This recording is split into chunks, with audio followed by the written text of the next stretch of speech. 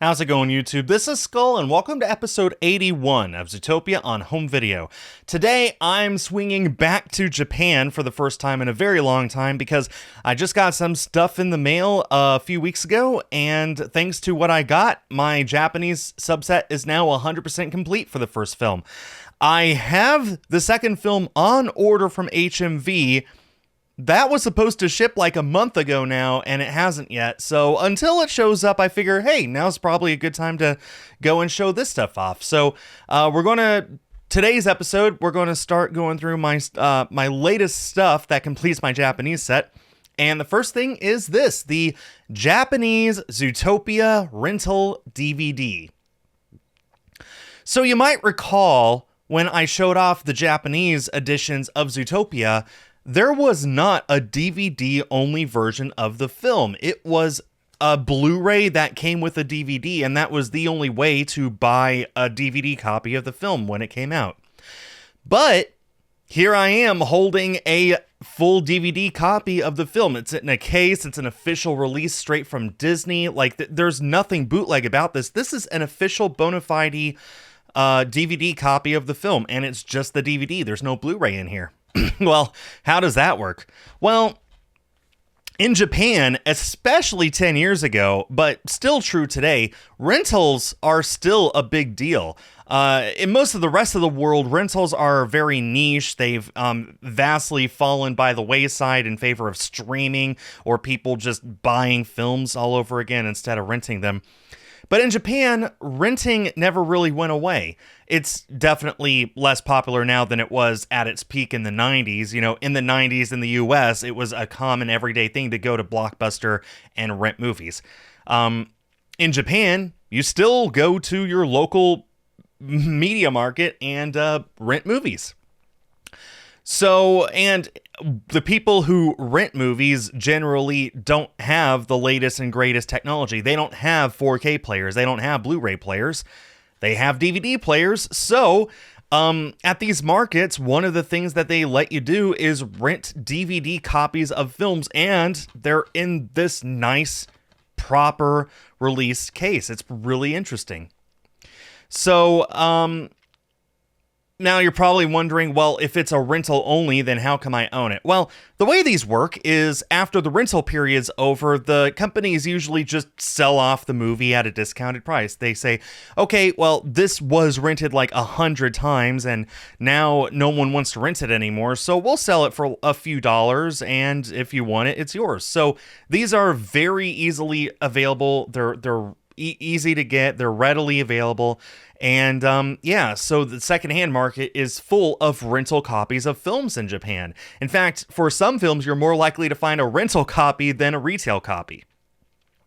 And that's the case with Zootopia, even though the only way to get an official release of the film on DVD was to buy the Blu-ray, if you waited long enough, you could just pick up the rental DVD. And you know what? It looks just fine on a shelf. So if you were to look at this, the only thing that gives out that this is a rental copy is up here. That says rental up there. And then it says other stuff in kanji that I can't read. But it says rental to let you know, oh, this is a rental copy. The spine is yellow, which is nowhere else to be seen. Well, this shelf, it's nowhere else to be seen on any other.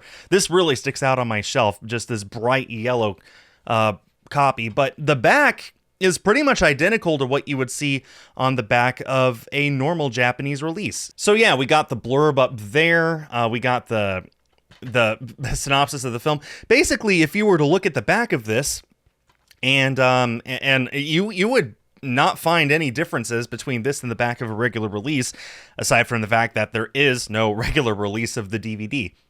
So this probably released on rental shelves in August of 2016, the same month that Zootopia was put out for sale in Japan, is my guess. It's actually really hard to find information on rental copies, but I have no reason to doubt that this was basically put up for rent the same time the movie was put up for sale. If it was any later, it wouldn't have been by more than a month. So I'd say August is a fair bet, and no later than September of 2016.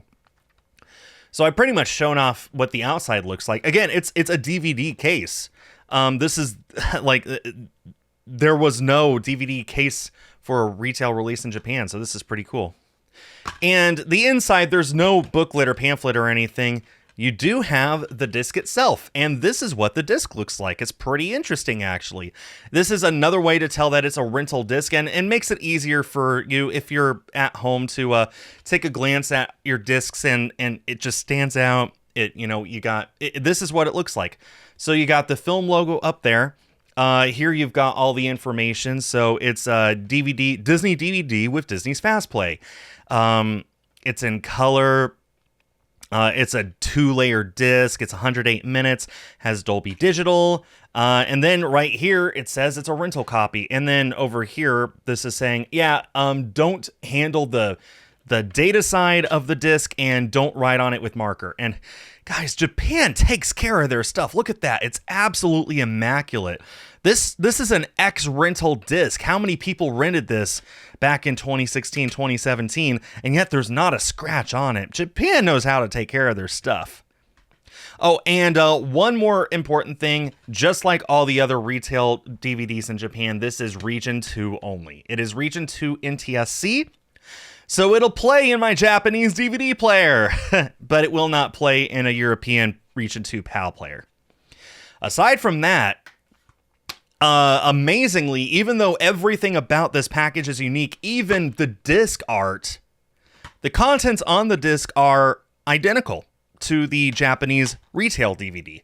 So I plopped it in my Japanese DVD player just to take notes, and it booted up to the exact moment of the film that I had been watching the last time that I played my Japanese DVD. Just to make sure, I went back to the menu and checked everything. So the only language options are English and Japanese for spoken and subtitles. The news anchor is a Tanuki no matter what language you choose, and all the rest of the film it's the Japanese version with the Japanese version of try everything in the appropriate places and all that stuff. So the actual content of the disc is 1-to-1 identical. There's no reason to own this unless you're a variant collector like I am.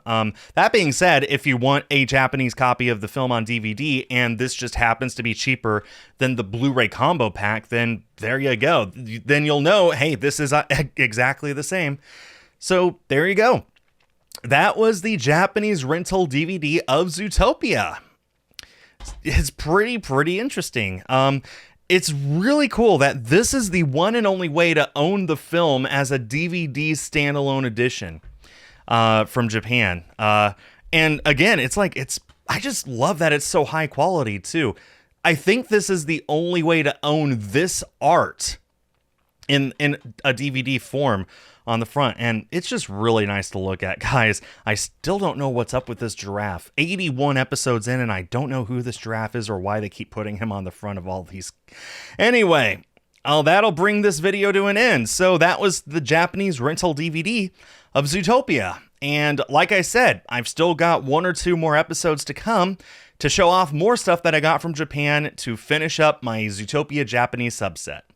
Hope to see you all next time. Thanks everyone for watching, and stay tuned for more.